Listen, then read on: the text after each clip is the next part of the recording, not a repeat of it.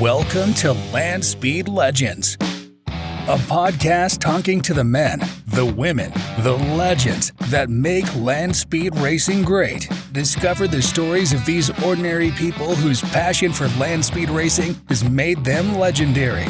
And now, here's your host, the Bonneville Belle, the High Boy Honey, the Salt Princess, Allison Volk Dean.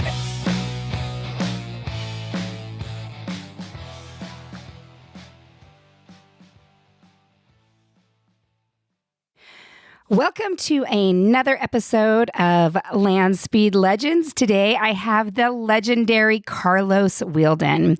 Carlos is my first international guest. He is originally from England, right? Thank you very much. Originally, yeah. Originally I am, yeah. Yep. You live here now in Utah, though. I do, yes. Yeah. I got captured by a lady. Ah, yes. A Utah lady. Very exciting. Oh, San Diego lady. Oh, San Diego. She does seem San Diego. Yeah.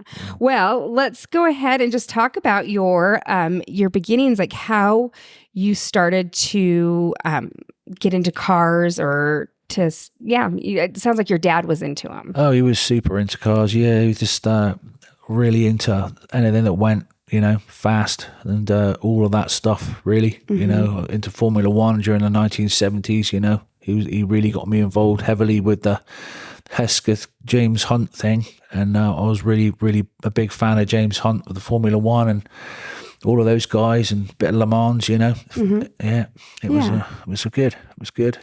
And he particularly, you said he liked Bonneville because they were the fastest. Yeah. Well, there isn't anywhere faster, really. I mean, you can say there is, but there isn't. You'd be lying unless you're talking about Andy Green, and that's just Blackrock, right? So, Same land speed. Yeah, right. Indeed. So, So your dad kind of got you interested in the whole idea of land speed racing, but you were into cars just in general from that point on. Kind of, I was like a no-hoper, really, what they call a no-hoper. Yeah, the first word I ever spoke was Volkswagen. That's all I could say. And the rest is history with regarding Volkswagens. I'm right into them, they're my favourite thing other than motorcycles. So, I love cars. They're great, from a young age, taking tyres off of like dinky toys, as they were called in England, putting different tyres on different cars and making the back jacked up, and you know how it is. It's just one of them. Yeah. Just loving cars. And so you said that your dad would show you the Guinness Book of World Records, and he would point out the blue flame. He did. And so tell us about that. Well, it was a rainy day book, which is like virtually every day in England, because it's like you turn into a sponge if you live there long enough. That he used to sit me on his lap and we'd look at the Guinness Book of Records, and obviously there was a page in there with black and white photograph of the blue flame, and that was one of my favourite land speed cars, because that was the only land speed car I knew about, really, other than the ones he told me about, but there weren't any pictures of those, so But that was the thing. Spend hours looking at that photograph. What were some of the other ones that he told you about?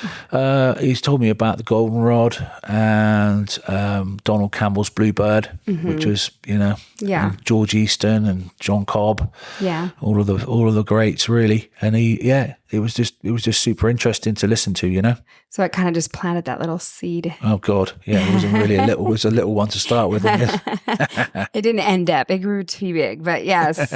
So you were into that. And so what did you do in between, when you were little, looking at the pictures of the blue flame before you started going to Bonneville? There was all kinds of things, really. I mean, I was really mainly into bicycle racing when I was really young, and I went to BMX racing, and then I got into motorcycles.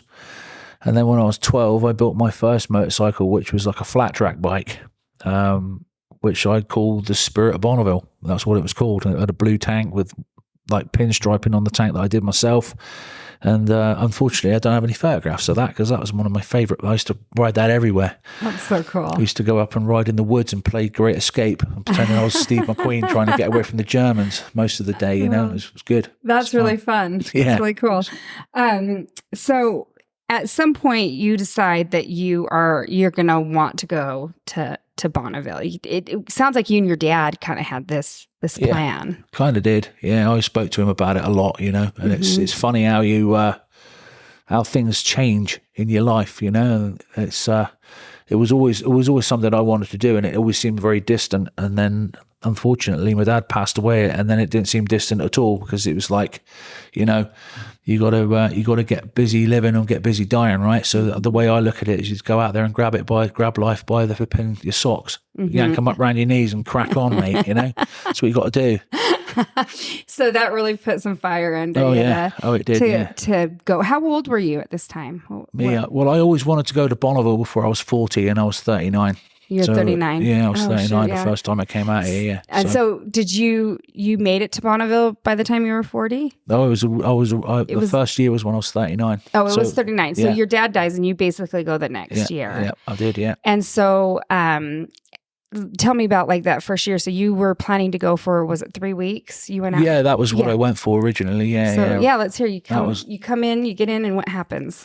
Got lucky. That's what happened, really. Yeah. I mean, I had rented a Toyota Camry, which was super. And then when I got to the airport hire car place, they upgraded me to an RT Charger, and I felt like the Lord of all creation heading down the freeway. In fact, I was that excited about it, I actually got all the way to American Fork until I realised I was going the wrong way, and I turned around, which is okay, you know.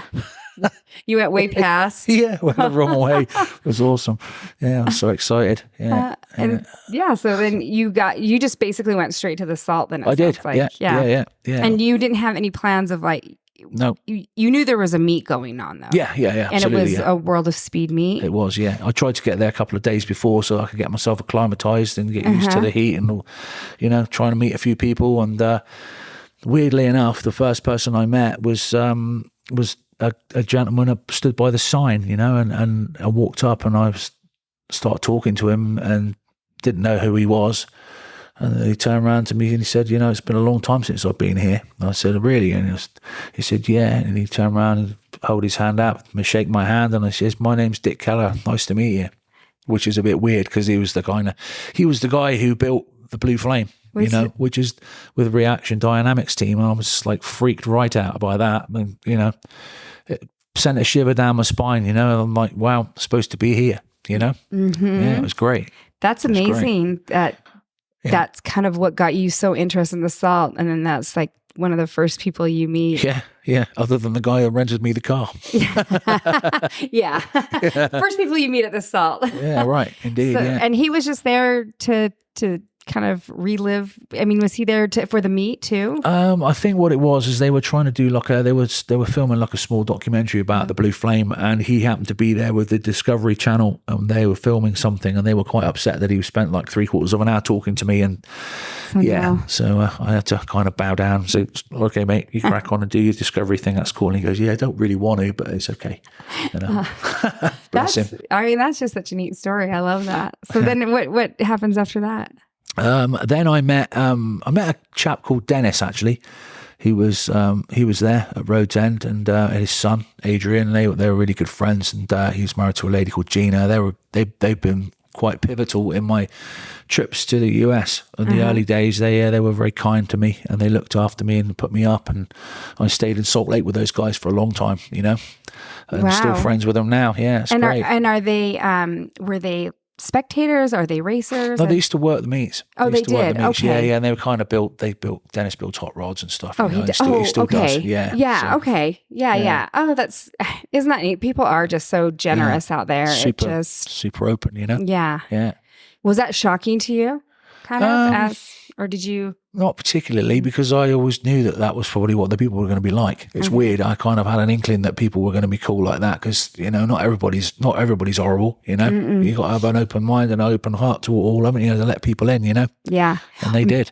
And people are excited to share land speed racing. Oh yeah, they are. Yeah. Something. And then you get to the meet, and what else goes on there? I met Jim, actually, Jim Birkdahl.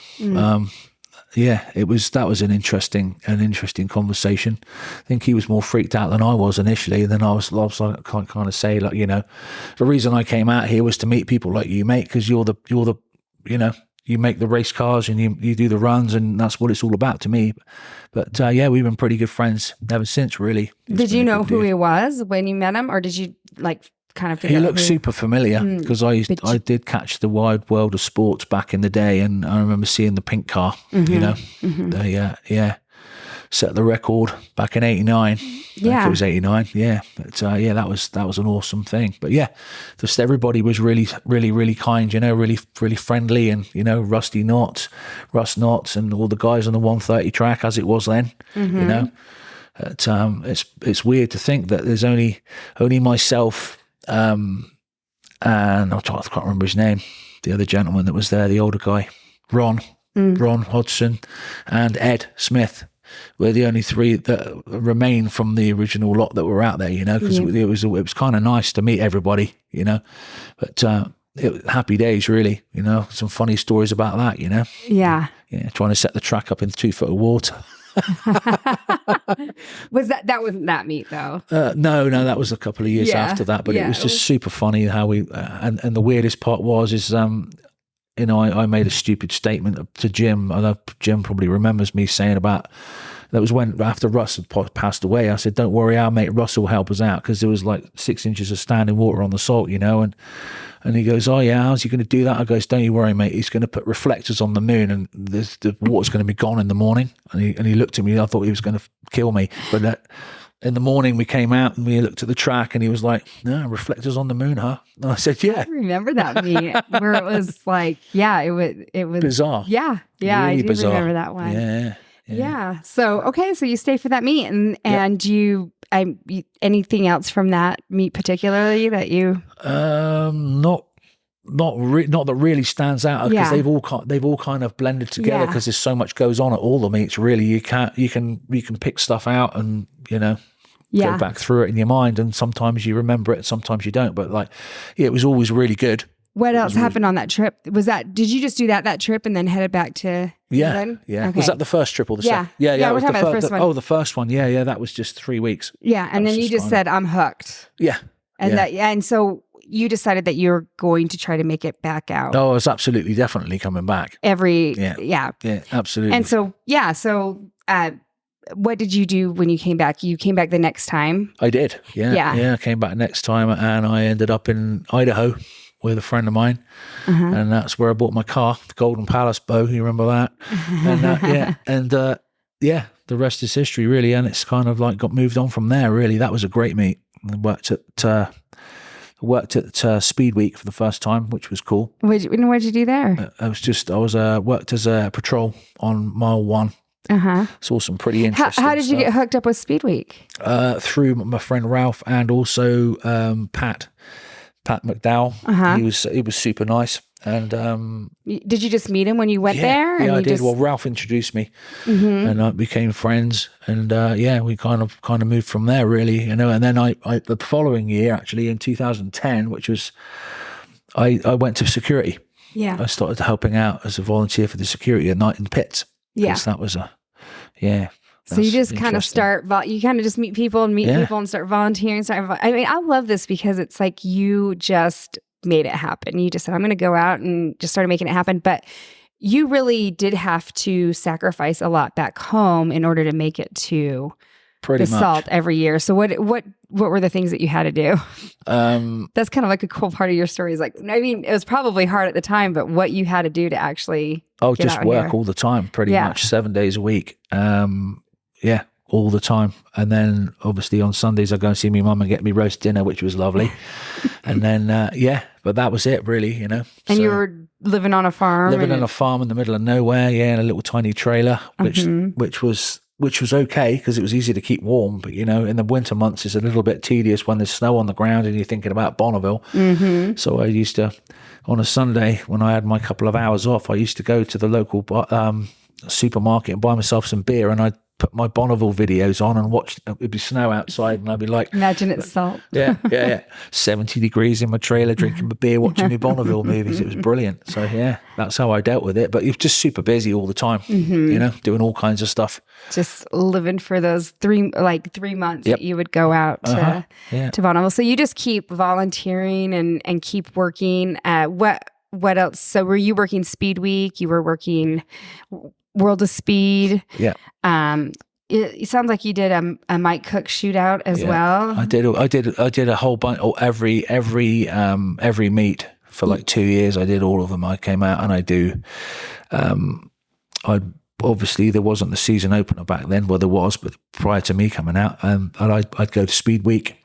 I'd do Speed Week, and then I'd hang out, and then I'd do the bub, motorcycle speed trials, and after bub, there was World of Speed. Then after World of Speed, directly after World of Speed was Mike Cook. And then I'd do World Finals. Yeah.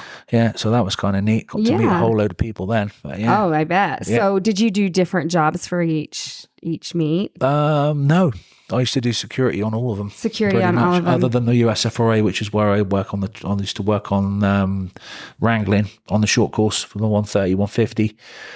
And then in 2012, I think it was 2012, because I'd learned everything about the start line from Russ Knotts, and he taught me showed me the ropes on that one, and then I took over his position when he passed away.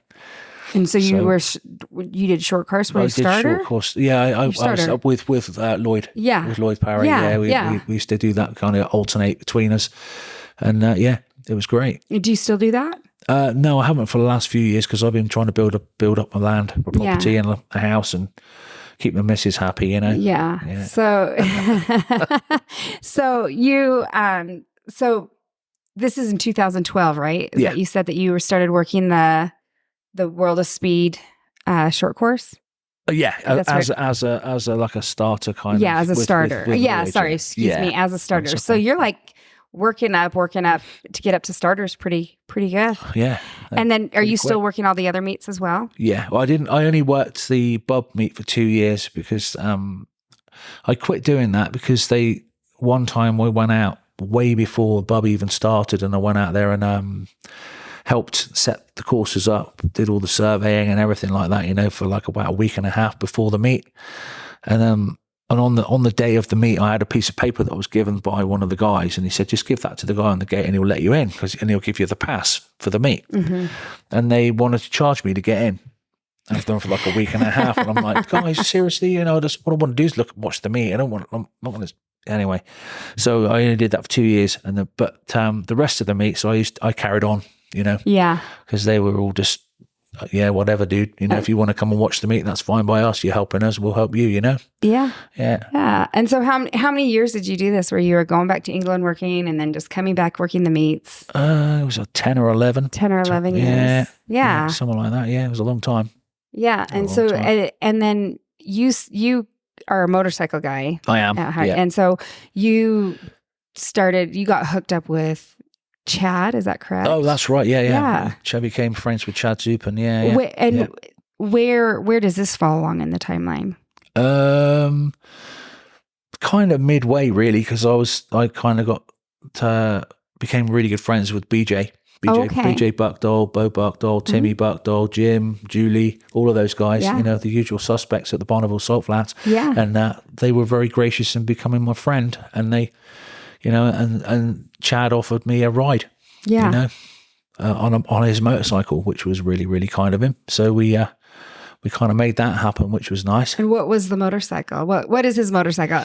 I know it, but I think it's a 1964, 65 Air Mackie Harley Davidson Sprint, which is just it's just the most unassuming motorcycle you'd ever ridden in your life, because it just seems to have the minerals, if you know what I'm saying. It really does.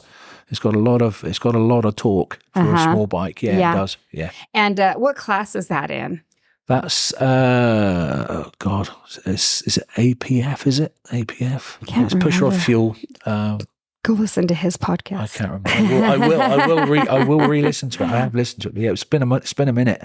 I've had my heads into Kawasaki's for a couple of years now. So but it was. I think it was is it vintage push rod fuel? Maybe. I think it was a 350. Yeah. Anyway. Yeah. So you got a ride on that, and you got. I did. Yeah. I ran on an open record in 2017, and ran 79.857. I think that was what the speed was, but it was a little bit wounded. I think the bike was a little bit wounded, and I didn't want to break it because it's not mine, And I wanted Chad to have it all back in one piece. So, but 79 miles an hour is better than a poke in the eye with a stick. Yes, it is. I can imagine. So so that was good. Yeah, that was fun. I enjoyed that. It was great. finally getting out on the salt and actually running on a bike on the track was a bit weird, though. I imagine you just felt like, oh my gosh, this is it. This is what I want to do. Yeah, it is. Yeah. So that kind of happened, and halfway through it, I was thinking, wow, this is weird. I'm actually doing what I really want to do. So what you kind of dreamed about. Kind of. Have you worked on anybody else's? Do you work on any cars or motorcycle, any crewing or anything like that with anybody? Briefly, I did a little bit for one of Mike Cook's meets in the early days. I worked. Helped the guys with the Mormon Missile when they made their record, before they made their record run. I don't know whether or not they made the run or not. I think the car might have been injured. I'm not sure. But I did. That night I was working the security at Mike's meet. And they asked me if I would keep an eye on the car. I had to fire the generators up and do the preheat on it, get everything working, test it with a heat gun and all these specific points and get that all ready. That was kind of a neat deal, But yeah, and then met Tim Arfons, who's Arfons's boy, when he came back out with the jet motorcycle, and did something I'm not supposed to talk about. But we kind of made. I was thinking to myself, well, there's not many opportunities you get to work on history, so we kind of stayed up all night putting another engine in the jet motorcycle because he blew it up. So that was kind of a neat deal. I got my friends with our headlights of our cars, and we all helping them out, passing on wrenches and watching them do their thing. And that was awesome.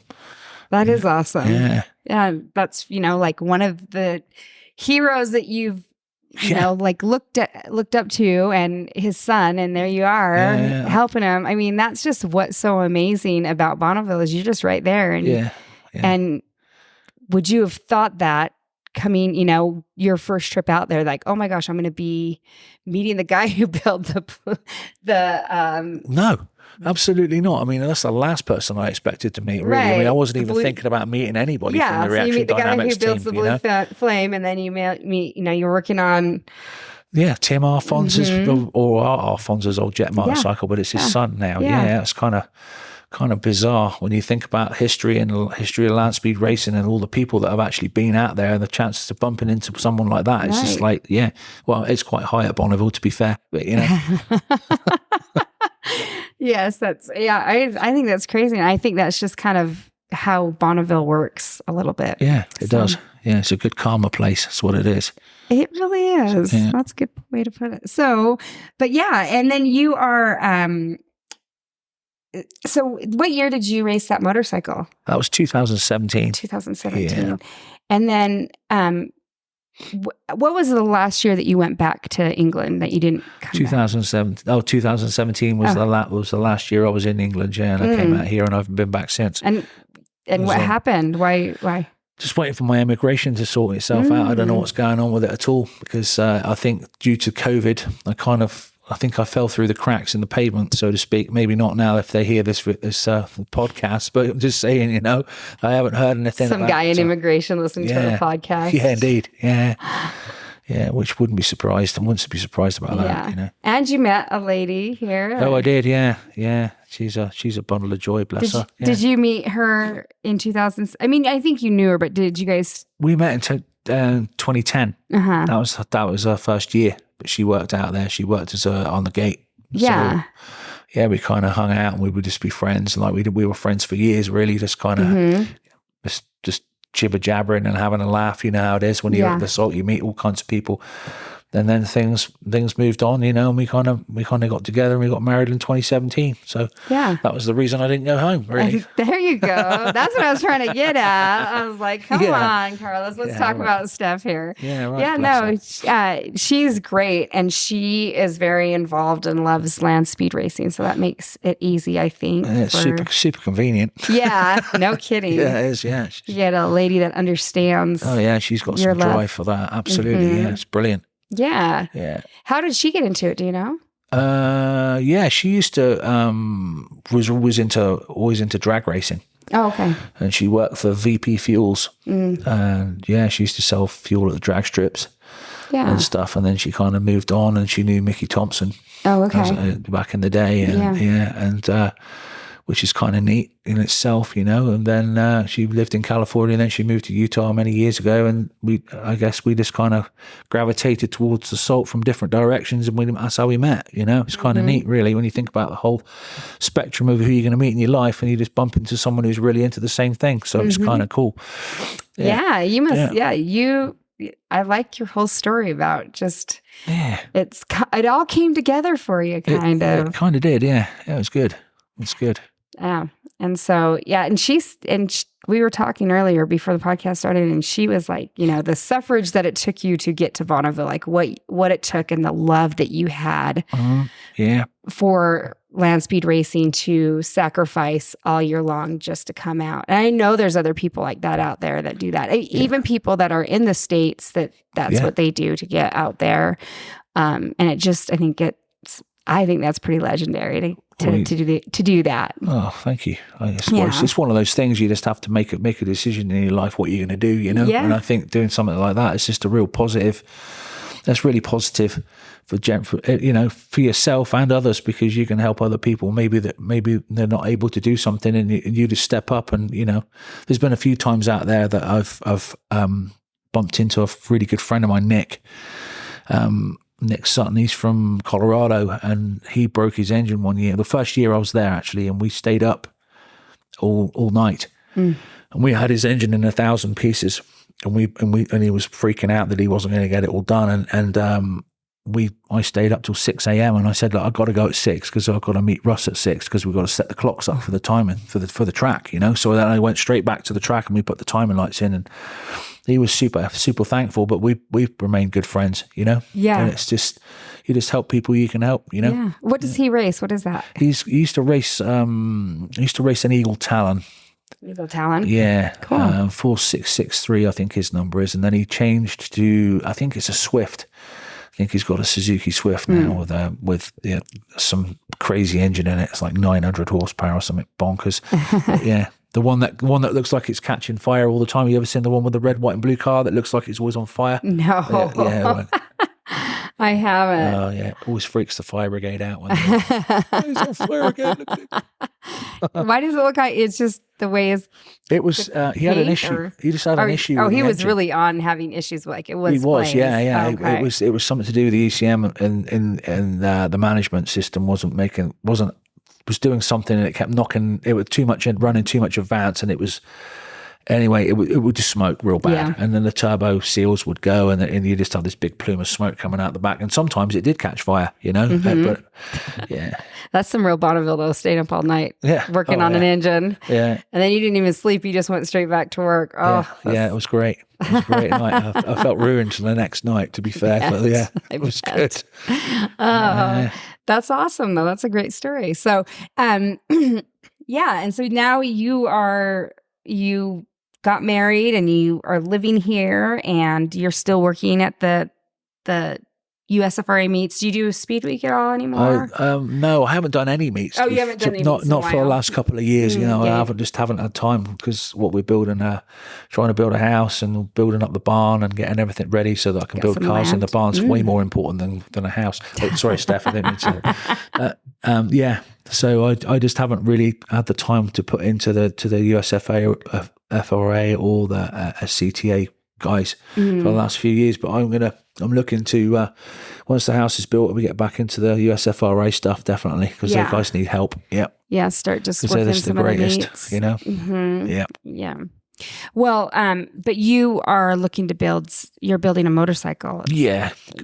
I'm kind of going through it right now. I was in fact I met a gentleman called Larry Huff. Hey Larry, if you're listening.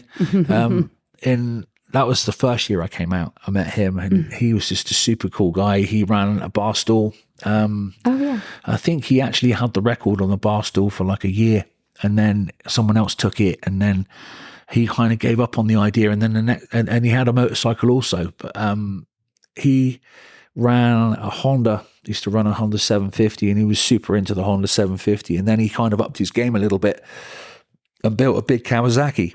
And a couple of years, was it last year or year before, he called me up and asked me what I was up to, and I said, well, I'm kind of building a house and trying to get that stuff ready, I've kind of stepped away from Bonneville for a couple of years, which is driving me nuts, to be fair. And no, and you're so close. it's really irritating being less than 100 miles. You're kidding me, you know? It's kind of ironic, isn't it? Really? Yeah. So anyway, he said, I've got this bike that I used to race, and I'm just too old to ride it.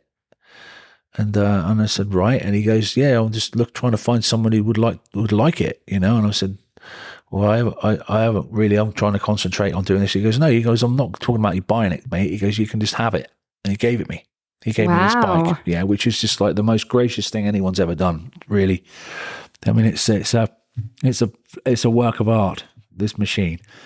And so I've been working on that. And what was it again? I know you said it, but just it's a Kawasaki KZ. Okay. It was originally it was 1,000cc or 900cc, I believe, but now it's not. It's got all kinds of craziness going on with it. It's a 1,327cc modified gas bike, but it's a naked bike, so it's no fairing or anything. It's one of those ones you just have to really hold on to, because otherwise you get blown off, you know. Yeah. So we're going to run that, see what she'll do, you know. Would you know what class that is in? What you'll be running just modified gas, I believe. I'm not sure. It's just that's what it says on the bike. Yeah. Yeah. 13, do you know what's the record? 201 miles an hour currently. Woo, that's fast. It is, yeah. So I'm trying to figure out the gearing and the tire size and all the rest of it. I kind of figured it out with BJ's been helping me, and I need to get a bigger rear tire, and I need to up the tooth on the front sprocket. Yeah, and that should give me the gearing to break the record. Now, is that a 2 club record, the 201, or is that just the SCTA record? It's just an SCTA record, I believe. Is the 2 club record open on it? Or? I don't think so. I'm not sure. Maybe it is the 2 club record. You got to double check, because sometimes you think you got the record, but I'm sure it's close. I'm a little bit aloof when it comes to that sort of stuff, you know. But you know, you need to get a red hat. I'd love one. Really nice, wouldn't it? We could you got to just make sure it's not like a 250 record, and you're like, oh my gosh, because that's happened before. People come over thinking they're going to get their red hat, and it's like. Yeah, well, I think the secret is don't think you're going to get one. Just kind of go with the flow, and then you know, if Bonneville's letting you do your thing that particular day, then everything will fall into place. If it's not, then you don't, you know, you know how it is. You don't edge your bets or you know, be too big-headed about any of it. It's kind of be humble, and it you know, it might happen. I think you got a good formula going. Whatever you're doing, you're doing it right. Like it seems like it works for you. Everything that seems to fall in place eventually. So. Yeah, right. Yeah. Yeah, that's cool. Do you know when you're going to be racing that? How long it'll take? I'd like to try and get some seat time this year if I can. Maybe the World of Speed if I get a chance. Yeah, if I get everything else squared away and I get the roof on the house, then I can race the bike. You know, and that's get all your chores done. Yeah, that's it, exactly. You can go play. Just get some seat time, you know, just trying to run it. Yeah, you're not going for the record. You're just trying to figure it all out. That's cool. Is it just going to be you and working on it, or do you have anybody at BJ? It sounds like. BJ's been helping me, you know, with numbers and all that kind of stuff. He's really good with that, and formulas and stuff, you know. Cool. But, I think that because I have another engine to run it, and I want to run it in the 650 class as well. So I have another engine to run in it. So maybe what I'll do is 1 year I'll run it as the big engine, and then maybe the next year I'll run it as the smaller CC. You know, we'll see how it pans out. But yeah. It's all looking good. That's awesome.